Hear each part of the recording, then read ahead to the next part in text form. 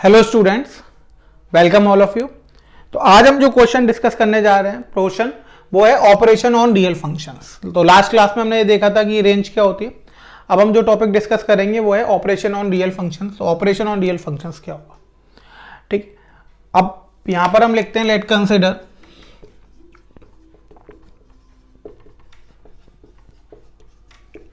To functions f and g defined as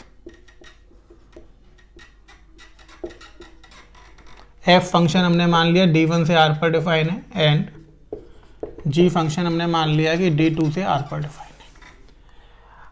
अब हमें पढ़ना है ऑपरेशन और रियल फंक्शन। तो हमने यहाँ पे लिखा let consider two functions f and g defined as f function हमने मान लिया कि d1 से r पर डिफाइन है, यानी डोमेन ऑफ f1 कितना है d1 और कोडोमेन r है। इसी तरह से डोमेन ऑफ g कितना है d2 और कोडोमेन r है। अब ऑपरेशंस में जो हम पहला ऑपरेशन बच्चों पढ़ेंगे वो हम पढ़ेंगे एडिशन ऑफ फंक्शंस।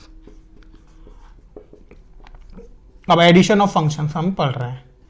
अब आप कहेंगे एडिशन ऑफ फंक्शंस क्या होता है, तो जब भी हम दो फंक्शंस को ऐड करते हैं तो क्या होता है। ये मानिए एडिशन ऑफ फंक्शन का मतलब है कि अगर हमने यहाँ पर f प्लस जी को कर दिया, यानी फंक्शन हमने f और g को ऐड कर दिया और x वैल्यू पुट करी, तो ये बराबर आता है F X plus G X के। और यहाँ पर x जो बिलोंग करता है वो बिलोंग करता है d1 इंटरसेक्शन d2 से। यानी हम ये कहना चाह रहे हैं कि दो फंक्शन हमने लिए, पहला फंक्शन हमने f लिया और दूसरा फंक्शन हमने g लिया। अब जो f फंक्शन है वो d1 से लेकर r पर डिफाइन है और g फंक्शन जो है वो d2 से लेकर r पर डिफाइन है। ये तो आपका पहला हो गया। अब बात आई कि एडिशन ऑफ फंक्शंस में क्या होगा। तो एडिशन ऑफ फंक्शन में हम क्या करेंगे, दो अलग अलग फंक्शंस को हम जोड़ देंगे। अब दो फंक्शन जुड़ते कैसे हैं, तो दो फंक्शंस को अगर हम जोड़ते हैं f plus G of X को, इसका मतलब होता है F X plus G X, यानी x f के अंदर भी जाएगा और x g के अंदर भी जाएगा। अब x जो वैल्यू है वो f के अंदर भी जा रही है और g के अंदर भी जा रही है, यानी वो f में भी सेटिस्फाई होनी चाहिए और g में भी सेटिस्फाई होनी चाहिए। भाई फंक्शन है तो फंक्शन का मतलब क्या होता है, हर वैल्यू पे आउटपुट देता है, यानी x जो है वो f में जाके भी आउटपुट देगा और x जो है वो g में जाके भी आउटपुट देगा। यानी x जो है वो f की डोमेन में भी आएगा और x जो है वो g की डोमेन में भी आएगा। अब जब दोनों की डोमेन में आएगा तो हमने f को क्या लिखा, d1 से लेकर r, और यहाँ पे g को हमने क्या लिखा, d2 से लेकर r। अब f1 की डोमेन कितनी थी, d1, और g की डोमेन कितनी थी, d2। अब दोनों की अगर डोमेन लेनी है तो हमें दोनों का क्या लेना पड़ेगा, इंटरसेक्शन लेना पड़ेगा। तो यहाँ पे जो x है वो कहां से कहां तक बिलोंग करेगा, x बिलोंग करेगा d1 इंटरसेक्शन d2 से, यानी कॉमन डोमेन हम इसे बोलते हैं। कॉमन डोमेन का मतलब होता है कि वो पार्ट जो d1 में भी आ रहा है और d2 में भी आ रहा है। अब मान लीजिए कि एग्जाम्पल के लिए कि d1 जैसे मैं ले लूं तो d1 में मान लीजिए कि 1 2 3 4 5 आ रहा है, और d2 अगर मैं ले लूं तो d2 में आ रहा है आपका 3 4 5 6 7 8। अब अगर हम d1 इंटरसेक्शन d2 करेंगे, इसका मतलब ये हो जाएगा 3 4 5, यानी फंक्शन f प्लस जी जो डिफाइन है वो कहां से पर डिफाइन है, वो डिफाइन है सिर्फ 3 4 5 पर, यानी x की वैल्यू जो है 3 4 5 वही ऐसी हैं जो दोनों में जा सकती हैं, जो d1 में भी जा सकती हैं और d2 में भी जा सकती हैं। इतनी बात आप सबको समझ में आई, इतने में कोई दिक्कत तो नहीं है बच्चों। तो एडिशन ऑफ फंक्शन मुझे लगता है आपको समझ में आ गया होगा। एडिशन ऑफ फंक्शन का मतलब हो गया कि हमने दो अलग अलग फंक्शंस को ऐड कर दिया। f प्लस जी ऑफ हमने x लिखा तो ये डिफाइन होता है F X plus G x से, और यहां पर जो x होगा वो क्या होगा, d1 इंटरसेक्शन d2 पे होगा। तो हम इसको ऐसे लिख सकते हैं कि अगर हमें ये हटा दें हम, तो f प्लस जी जो फंक्शन है उसको हम लिख पाएंगे कि f plus G of x जो है वो F X plus G X होता है, और f फंक्शन डिफाइन होता है d1 intersection d2 tends to r, यानी जो उसकी डोमेन होगी वो हो जाएगी d1 इंटरसेक्शन d2 और कोडोमेन तो r ही रहेगी। इतनी बात बच्चों आपको समझ में आ गई। ये आपका हो गया एडिशन ऑफ फंक्शन। तो ये पहला ऑपरेशन हो गया आपका एडिशन ऑफ फंक्शन। अब हम अगले ऑपरेशन की तरफ चलते हैं। अब अगला ऑपरेशन है आपका सब्ट्रैक्शन ऑफ फंक्शन। अब जैसे हम दो फंक्शंस को ऐड करते हैं वैसे हम दो फंक्शन को क्या कर सकते हैं, सब्ट्रैक्ट कर सकते हैं। तो सेकंड हमने पढ़ लिया subtraction of functions, another operation है। अब सब्ट्रैक्शन ऑफ फंक्शंस क्या होगा वो देखिए आप। सब्ट्रैक्शन ऑफ फंक्शंस का मतलब होगा कि वही f और g दो फंक्शन दिए, अब हम करेंगे f minus G of X, तो ये किसके बराबर हो जाएगा, F X minus G X के बराबर हो जाएगा। और सेम f माइनस जो फंक्शन है वो यहाँ पे d1 intersection d2 tends to r होगा, यानी x जो बिलोंग करेगा वो कहां से बिलोंग करेगा, वो बिलोंग करेगा D1 इंटरसेक्शन D2 से। इतनी बात आपको समझ में आ गई। यानी दो फंक्शंस को आप ऐड करिए चाहे सब्ट्रैक्ट करिए, ऐड करिए तो इन दोनों के बीच में प्लस का साइन लग जाएगा, सब्ट्रैक्ट करेंगे तो माइनस का साइन लग जाएगा, मल्टीप्लाई करेंगे तो मल्टीप्लाई का साइन लग जाएगा। लेकिन जो x बिलोंग करेगा वो दोनों की कॉमन डोमेन से करेगा, और कॉमन डोमेन कैसे निकलती है, वो निकलती है D1 इंटरसेक्शन D2 से। ठीक है बच्चों, थर्ड ऑपरेशन हमने लिया, थर्ड ऑपरेशन हमने ले लिया मल्टीप्लीकेशन ऑफ फंक्शंस। अब इसी तरीके से हमने दोनों फंक्शंस का क्या कर दिया, मल्टीप्लाई कर दिया, तो f इंटू जी हो जाएगा ऑफ x, तो ये बराबर हो जाता है आपके F X into G X के। सेम यहां पर x बिलोंग करेगा D1 इंटरसेक्शन D2 से, तो f इंटू जी जब आप लिखेंगे तो वही D1 intersection D2 tense to r। इतनी बात बच्चों आपको समझ में आ गई। प्लस माइनस या मल्टीप्लाई कुछ भी हो, जो x जाएगा वो दोनों में जा रहा है। आप ऐसे समझो कि x यहां पर f में भी जा रहा है और g में भी जा रहा है। तो x मैंने आपको बताया था फंक्शन एक मशीन होती है, मशीन में इनपुट जाता है, तो ऐसे ही तो इनपुट जाएगा जो दोनों में वैलिड हो। अब वही इनपुट सेम इनपुट f में भी जा रहा है, g में भी जा रहा है, तो दोनों की कॉमन डोमेन से ले लो। जो दोनों में कॉमन होगा वो हम x ले लेंगे, क्योंकि वो f में भी जा सकता है और वो g में भी जा सकता है। तो ये तीन ऑपरेशन हो गए, आपको समझ में आए। आगे हम पढ़ते हैं अगला ऑपरेशन। अब अगला ऑपरेशन जो है वो है कि हमने देखिए क्या क्या पढ़ लिया बच्चों, हमने आपने देखा एडिशन पढ़ लिया, सब्ट्रैक्शन पढ़ लिया, मल्टीप्लिकेशन पढ़ लिया। अब क्या बचा बच्चों, अब डिवीजन बचा। ठीक है ना, तो हम लिखेंगे कोशेंट ऑफ टू फंक्शंस।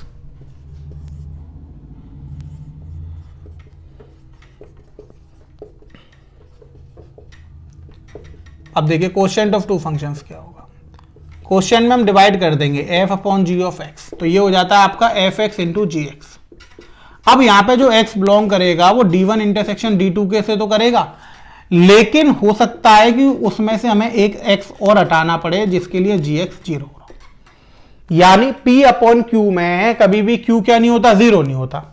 अब आप D1 इंटरसेक्शन D2 तो करेंगे, अब आप ये चेक और करेंगे क्या D1 इंटरसेक्शन D2 में ऐसी कोई x की वैल्यू तो नहीं आ रही जिसके लिए gx क्या हो रहा है, 0 होता है, क्योंकि p अपॉन q में q कभी भी 0 नहीं होता है। तो आपको ये चेक करना है कि D1 इंटरसेक्शन D2 में अगर कोई ऐसी x की वैल्यू आ रही हो जिसके लिए gx क्या हो रहा है, 0 हो रहा है, तो उस x को भी आप हटा देंगे, तो उसकी डोमेन हो जाएगी आपकी D1 intersection D2 minus x such that gx equals to 0। तो हम वो x हटा देंगे जिसके लिए gx क्या हो रहा होगा, 0 हो रहा होगा। इतनी बात आपको समझ में आ गई बच्चों। अगली प्रॉपर्टी है रेसिप्रोकल ऑफ फंक्शन। अगला ऑपरेशन रेसिप्रोकल ऑफ फंक्शंस।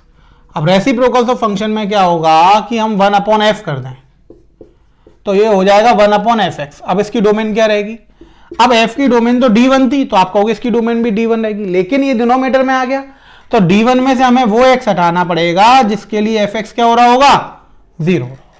तो जब भी कोई फंक्शन डिनोमिनेटर में आ जाएगा तो आप डोमेन लेंगे, लेकिन उस x को हटा देंगे जिसके लिए फंक्शन 0 हो रहा होगा। पहले तो न्यूमरेटर में था ना fx, अब न्यूमरेटर में तो वो 0 भी हो सकता है, कोई फर्क नहीं पड़ता, लेकिन जैसे ही डिनोमिनेटर में आ जाएगा तो वो x आपको हटाना पड़ेगा जिसके लिए डिनोमिनेटर वाली वैल्यू क्या हो रही होगी, 0 हो रही होगी।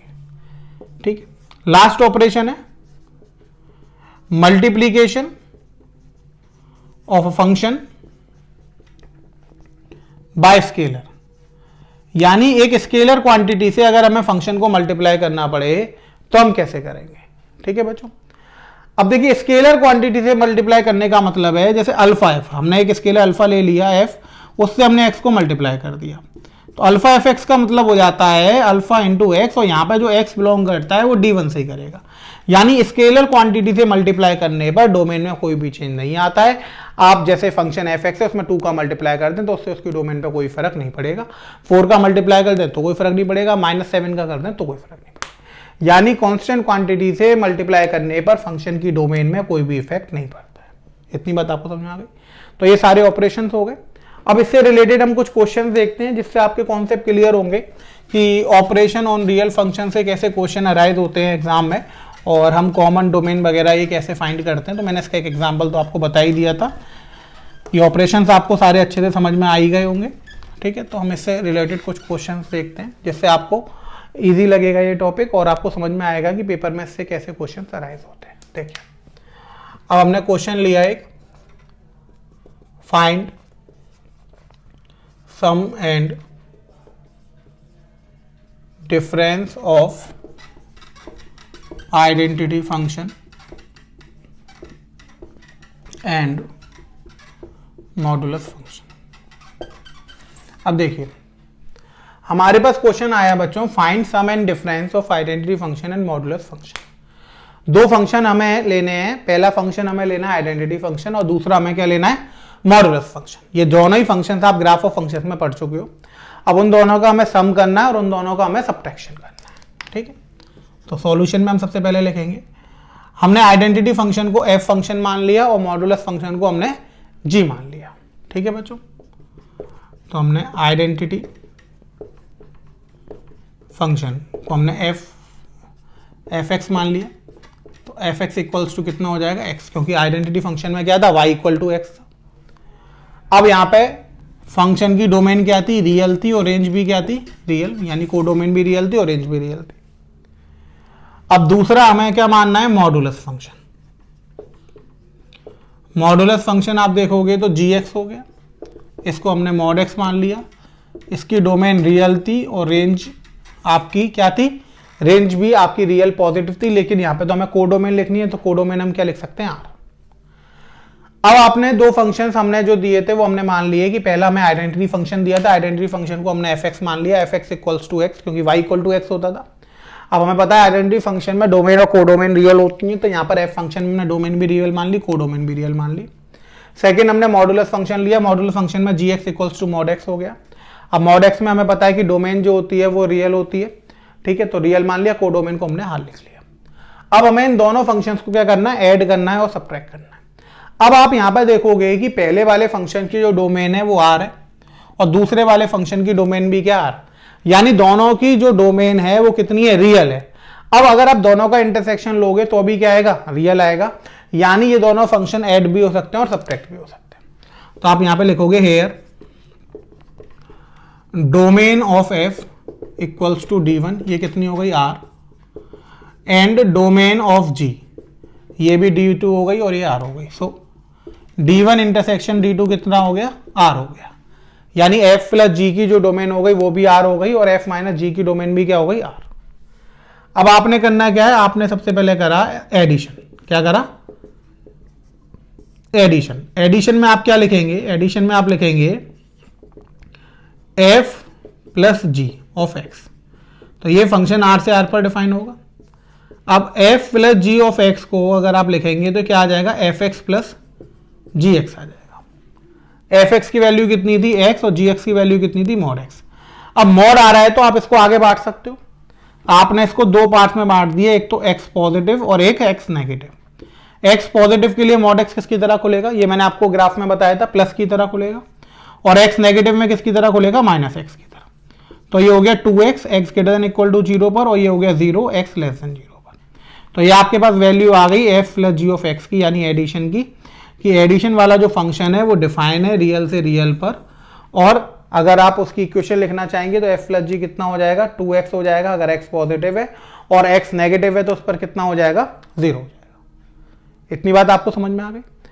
अब इसी क्वेश्चन को हम अगले पे करेंगे कि हमें एडिशन के साथ और क्या फाइंड करना था, डिफरेंस फाइंड करना था। अब मान लीजिए कि अगर हमें सब्ट्रैक्शन निकालना है तो हम कैसे निकालेंगे, देखिए अब हम सब्ट्रैक्शन निकालेंगे बच्चों इसका।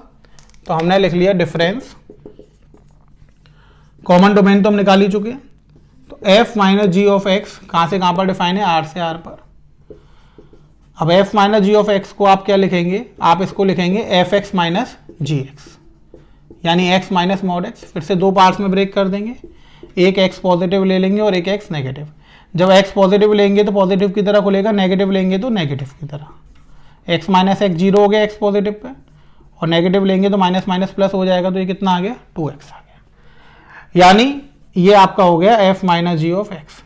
तो f minus G of X कहाँ से कहाँ पर डिफाइन है, एक तो r से r पर डिफाइन है, और अगर वो कहेगा कि f minus G of X है क्या, अगर x पॉजिटिव है तो सर 0 मिल जाएगा, और नेगेटिव है तो क्या मिल जाएगा, ट्वाइस ऑफ x मिल जाएगा। इतनी बात आपको समझ में आ गई। क्वेश्चन समझ में आ गए कैसे आएंगे। तो जब क्वेश्चन आपको आएगा तो आपको क्या करना है, पहले उन दोनों फंक्शन में से एक को f मान लेना है, एक को g मान लेना है, दोनों की डोमेन लेनी है D1 और D2, इंटरसेक्शन निकालना है, उसके बाद इसको प्रोसेस करा देना है। ठीक है बच्चों, अगले क्वेश्चन की तरफ चलते हैं। नेक्स्ट क्वेश्चन हम देखते हैं, फंक्शन चेंज करके देख लेते हैं हम यहां पर।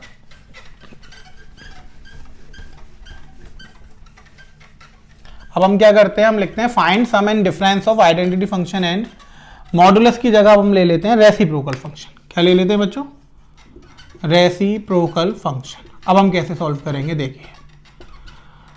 अब हमने पहला तो आइडेंटिटी फंक्शन ही और दूसरा हमने रेसिप्रोकल फंक्शन। सॉल्यूशन देखिए, अब वही आइडेंटिटी फंक्शन है हमारे पास।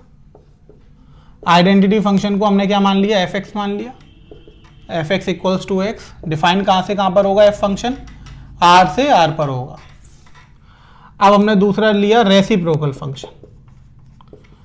अब रेसिप्रोकल फंक्शन में हमने क्या करा, इसको हमने जी एक्स मान लिया 1/x। अब रेसिप्रोकल फंक्शन की डोमेन आपको पता है वो रियल माइनस 0 होती है और रेंज तो कोडोमेन तो आर मान लेते, कोडोमेन से तो कोई फर्क पड़ ही नहीं रहा। अब यहां पर आप देखोगे कि फंक्शन एफ की जो डोमेन है वो आर है और फंक्शन जी की जो डोमेन है वो रियल माइनस 0 है, क्योंकि नीचे एक्स आ रहा है तो 0 तो पुट होगा नहीं। अब हमें क्या करना है, इन दोनों का ऐड करना है और डिफरेंस निकालना है। अब ऐड और डिफरेंस निकालना है तो हमें दोनों की सबसे पहले क्या निकालनी पड़ेगी? कॉमन डोमेन निकालनी पड़ेगी। नाउ आपने देखा कि आपने क्या करा, डोमेन ऑफ एफ को आपने क्या मान लिया? D1। वो कितनी हो गई? R। और यहां पर एंड हमने लिखा डोमेन ऑफ G, इसको D2 मान लो, तो ये कितनी हो गई? Real minus 0। अब आपने x निकालना है तो x क्या होगा? D1 intersection D2। D1 intersection D2 है तो x जो होगा वो कहां से बिलोंग करेगा? वो बिलोंग करेगा रियल माइनस 0 से। क्यों? क्योंकि D1 तो R है और D2 है R माइनस 0।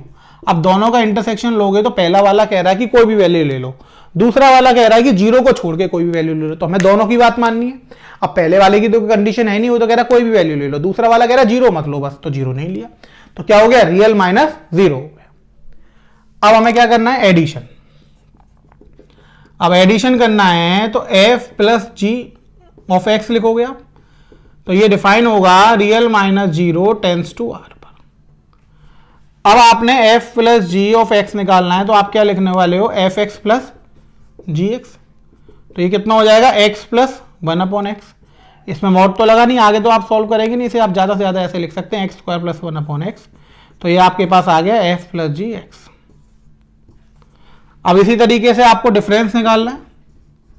आपने लिखा डिफरेंस, तो f माइनस जी हो जाएगा ये x। कॉमन डोमेन आपकी क्या आई है यहां पर? रियल माइनस 0 टेंस टू क्या हो जाएगा? r।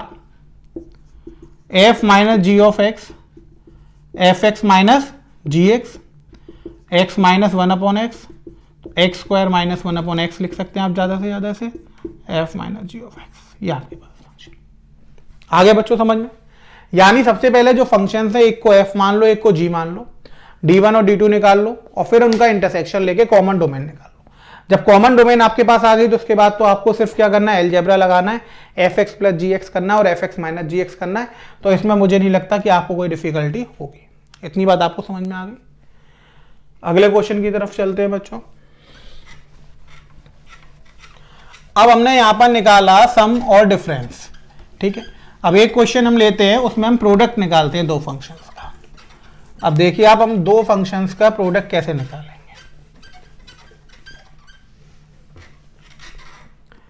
तो अब यहां पे हम क्वेश्चन ले लेते हैं, फाइंड प्रोडक्ट ऑफ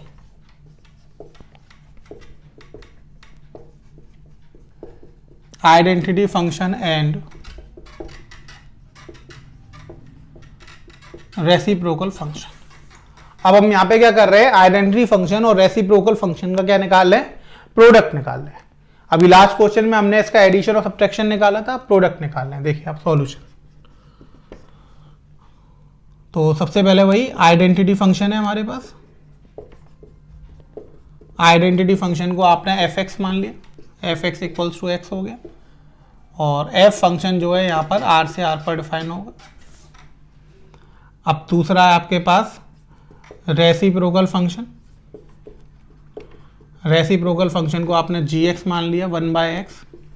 अब जो जी फंक्शन है वो रियल माइनस 0 से आर पर डिफाइन है, ठीक है बच्चों। अब आपने क्या करा? नाउ डोमेन ऑफ एफ को आपने क्या मान लिया D1 और वो कितना आ गया R। डोमेन ऑफ G को आपने क्या मान लिया D2 और वो कितना आ गया रियल माइनस 0। अब आपने निकाला D1 इंटरसेक्शन D2, तो x बिलोंग करता है इससे, तो ये आ जाएगा आपके पास रियल माइनस 0, तो x बिलोंग करेगा रियल माइनस 0 से। ठीक है, अब आपको निकालना क्या था, आपको निकालना था प्रोडक्ट। प्रोडक्ट का मतलब हो गया f into G of X, तो ये डिफाइन होगा रियल माइनस 0 से r पर, क्योंकि कॉमन डोमेन क्या आई है इसकी रियल माइनस 0।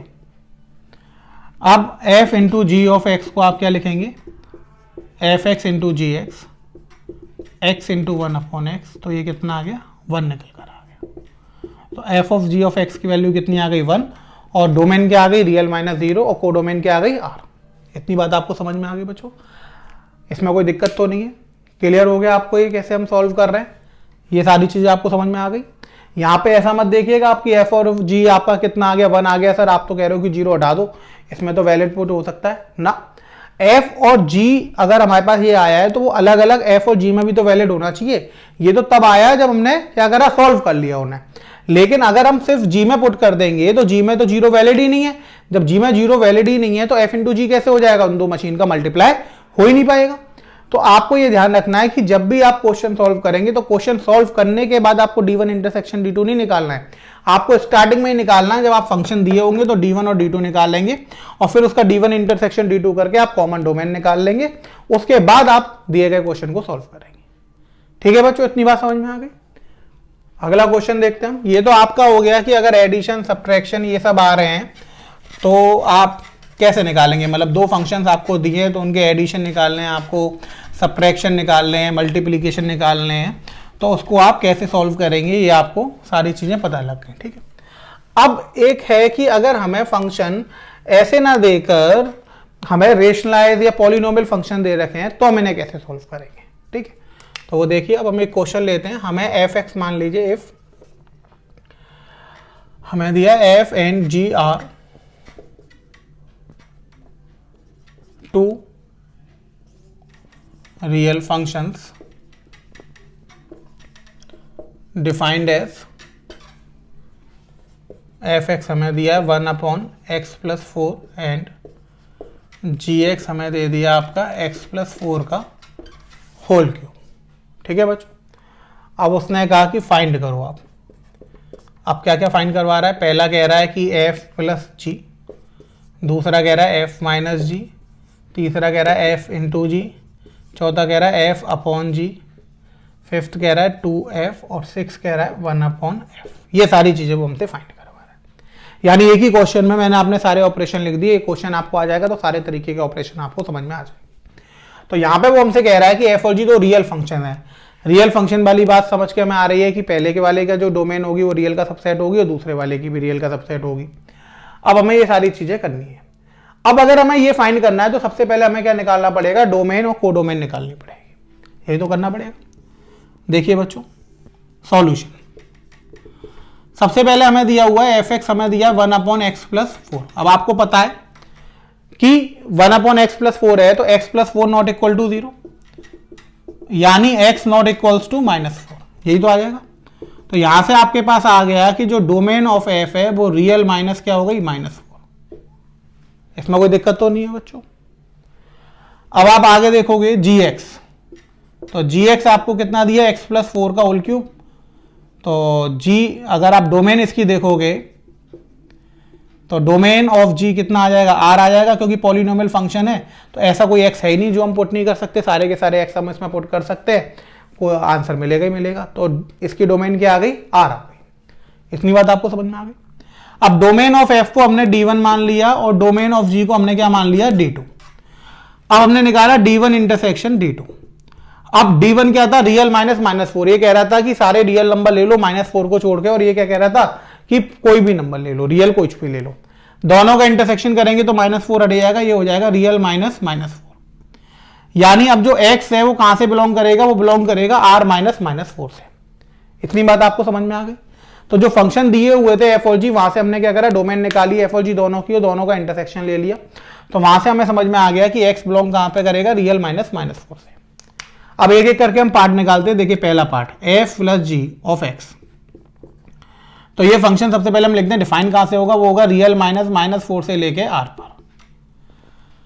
अब हम वैल्यू निकाल के दिखाते हैं, F plus G of X, तो हम क्या लिखेंगे, F X plus G X, ये लिखेंगे बच्चों। एफ एक्स की वैल्यू कितनी है, 1/x+4 और जी एक्स की वैल्यू x+4 का होल क्यूब, तो हम इसे क्या लिख सकते हैं, 1 + x+4 डिवाइड में x+4। आ गया बच्चों समझ में। ये आपके पास किसकी वैल्यू हो गई, एडिशन की, f प्लस जी की। अब इसी में मैं आपको f माइनस जी करके दिखा रहा हूं, तो f माइनस जी अगर हम करेंगे सेकंड पार्ट में, तो डोमेन तो यही रहेगी रियल -4, क्योंकि d1 इंटरसेक्शन d2 रहती है। यहां पे किसका साइन लग जाएगा बच्चों, माइनस का, यहां भी माइनस का, ये भी माइनस का, बस इतना सा अंतर है। देखो अब ये क्या हो गया आपका, f माइनस जी हो गया। अब हम अगले की तरफ चलते हैं। अगला जो है वो क्या है, f इंटू जी। ठीक है बच्चों, तो मैं इतना रफ कर रहा हूं। अब देखिए नेक्स्ट पार्ट में वो हमसे क्या कह रहा है कि हमें क्या निकालना है, f इंटू जी निकालना है, मल्टीप्लाई करना है। कोई बात नहीं बच्चों, f इंटू जी में भी मैंने आपको बताया था डोमेन जो है वो d1 क्या होती है, इंटरसेक्शन d2, तो रियल -4 टेंस टू r। अब f into G of X करना है, तो क्या आप क्या करेंगे, F X into G X, यानी 1/x+4 इंटू x+4 का होल क्यूब, ये इससे कट जाएगा, 2 हो जाएगा, ये हो जाएगा x+4 का स्क्वायर। इतनी बात आपको समझ में आ गई। ये आपका हो गया f इंटू जी। 3 पार्ट हो गए बच्चों। चौथा पार्ट f अपॉन जी। अब f अपॉन जी आ गया। अब f अपॉन जी जब आप निकालोगे तो इसमें डिनोमिनेटर में क्या आ जाएगा, gx आ जाएगा। आ रही है बच्चों बात समझ में, याद आया कुछ क्या पढ़ा था हमने डिवाइड में, f अपॉन जी एक्स में आप क्या लिखोगे, आप यहां पे लिखोगे F X over G X. अब इसमें जो x बिलोंग करेगा यहां पर वो d1 इंटरसेक्शन d2 से तो करेगा, लेकिन हमें ऐसा x और माइनस पुट करना पड़ेगा जिसके लिए gx क्या रहो, 0 रहो, यानी वो x और हटाना पड़ेगा जिसके लिए gx क्या आ जाए, 0 आ जाए। अब gx कितना था, x+4 का होल क्यूब। अब हमने लिखा gx not equal to 0, gx 0 के बराबर नहीं होना चाहिए, या फिर वो हमें x हटाना है तो gx इक्वल टू 0 मान लो। x+4 का होल क्यूब इक्वल टू 0, यानी x+4 इक्वल टू 0, तो x इक्वल टू -4। तो -4 ही तो ऑलरेडी हट ही रहा है, तो 2 बार तो हम हटाएंगे नहीं।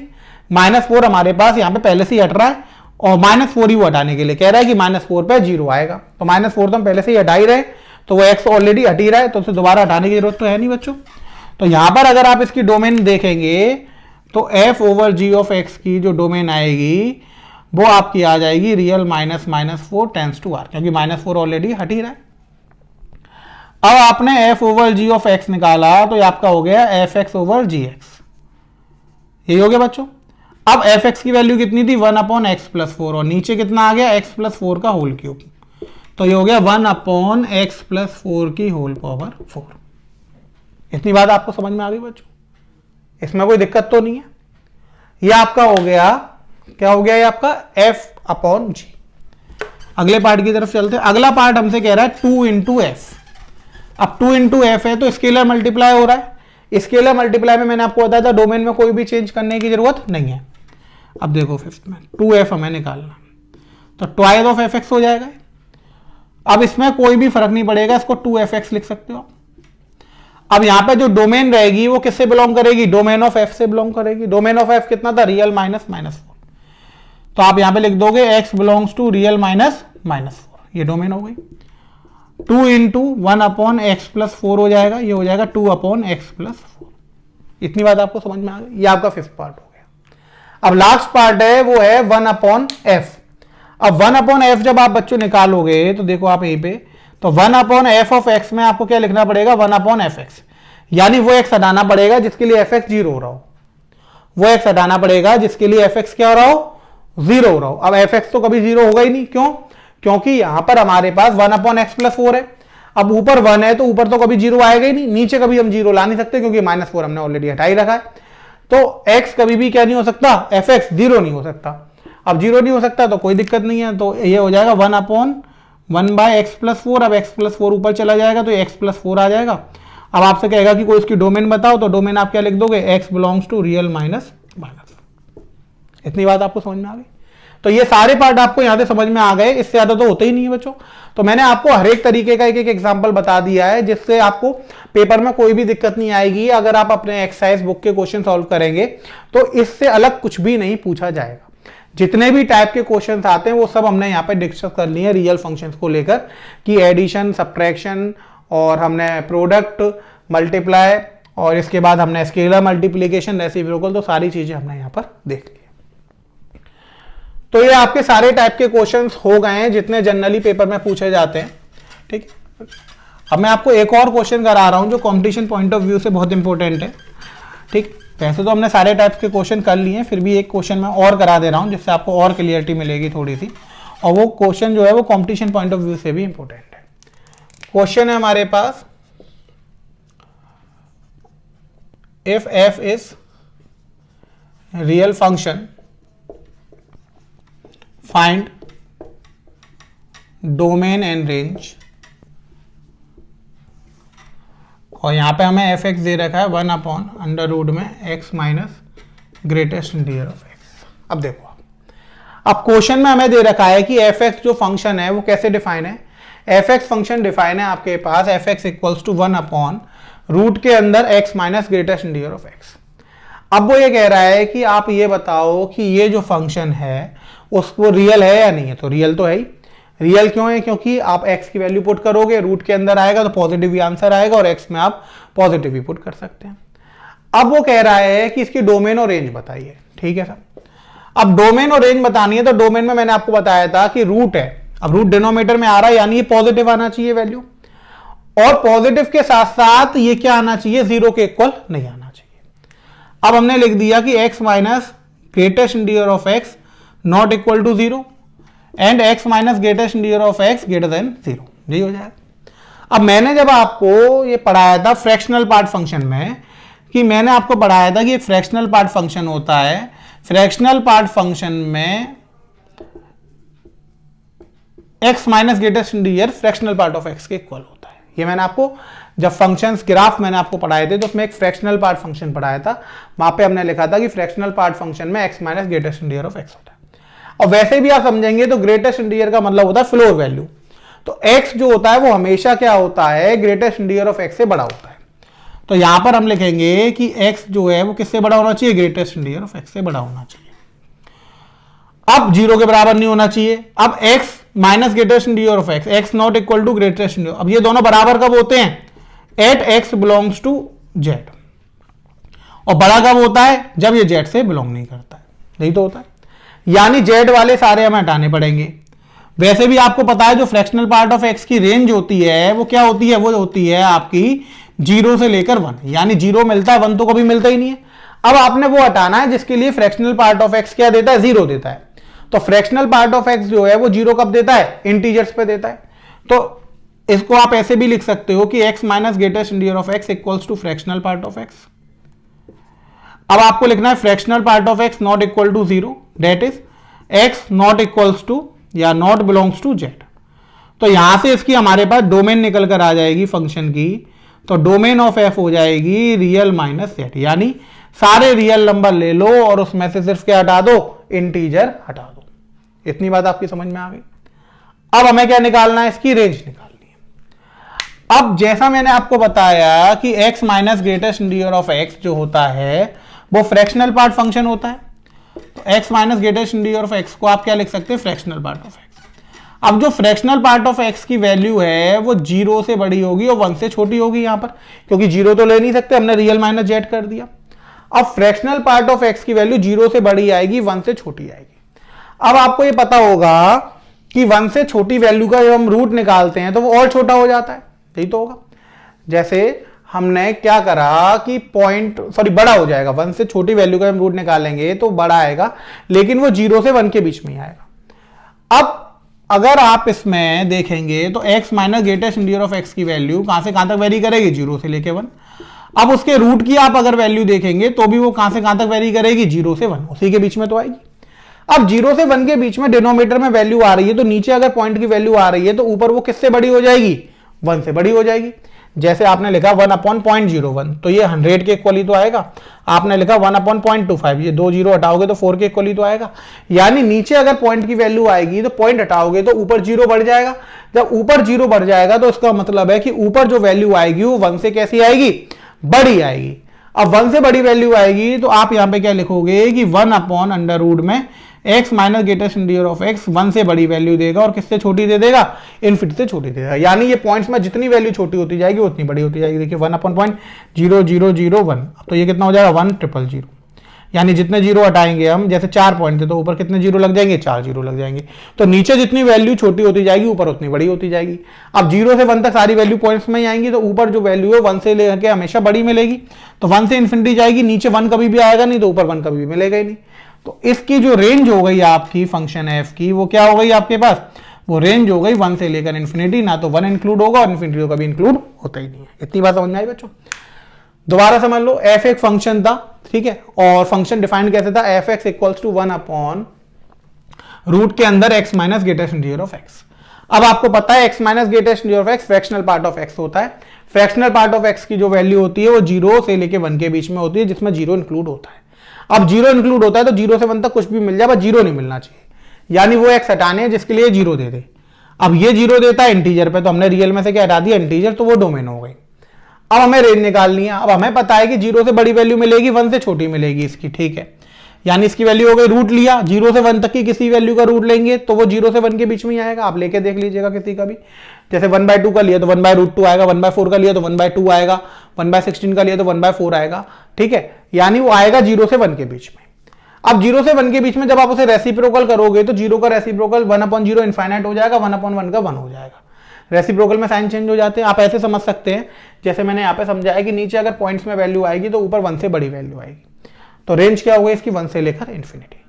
तो मैंने आपको हर टाइप के क्वेश्चन इसमें बता दिए, सारी थ्योरी मैंने आपको डिटेल में समझा दी है।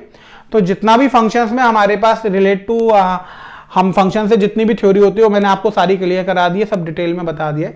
इतना ही आपको पढ़ना है, इससे ज्यादा आपके कोर्स में नहीं है। मैंने आपको मोर देन सफिशिएंट यहाँ पर बता दिया। तो फंक्शन से रिलेशन, फंक्शन एंड रिलेशन जो चैप्टर है वो हमारा आज यहाँ पर कंप्लीट होता है। आप इसके क्वेश्चंस लगा लीजिए, ठीक है। अगर कहीं कोई दिक्कत आ रही है तो उससे रिलेटेड आप वीडियो देखिएगा, वहां पर आपको क्लियर हो जाएगा, क्योंकि मैंने हर चीज विद एग्जाम्पल आपको समझाई है, ठीक है। Thank you students.